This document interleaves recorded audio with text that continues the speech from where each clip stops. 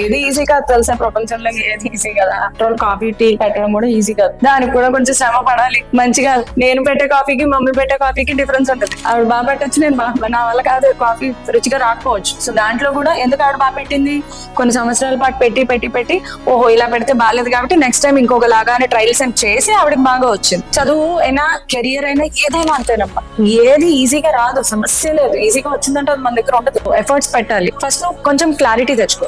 AI super, కానీ AI వెళ్ళాలి అనుకుంటున్నావు కదా, 10th తర్వాత there are no options, studies ఏం లేవు. ఇప్పుడు నువ్వు ఏఐ చేద్దాం అనుకుంటున్నావు కానీ ఏదో ఒక జావా స్క్రిప్ట్ నేర్చేసుకుని ఏదో కోర్స్ చేస్తే అవ్వదు కదా, దానికి కూడా ఒక డిగ్రీ ఉండాలి. నీకు ఒక జాబ్ రావాలన్నా పోనీ నీ కెరియర్ సెట్ చేసుకోవాలన్నా ఓన్ గా, దానికి కూడా బీటెక్ లో ఆర్టిఫిషియల్ ఇంటెలిజెన్స్ చేయాలి. ఓకే, నీ మైండ్ సెట్ ని బట్టి నాకు అర్థమైంది ఏంటంటే యూ గో ఫర్ ఏఐ. ఏఐకి వెళ్ళాలి అంటే ఎంపీసీ వైపు వెళ్ళాలి. నువ్వు ఏఐ వైపు వెళ్ళి దాంట్లోనే నీ ఓన్ సెటప్ పెట్టుకో. నేను జాబ్ ఎవరు చేయమన్నాడు, ఓన్ గా ఏఐ లో ఏదైనా చెయ్యి, ఒక ప్రాజెక్ట్ చెయ్యి, దాన్ని అమ్ముకో, డబ్బులు సంపాదించుకో, జాబ్ చేయక్కర్లేదు.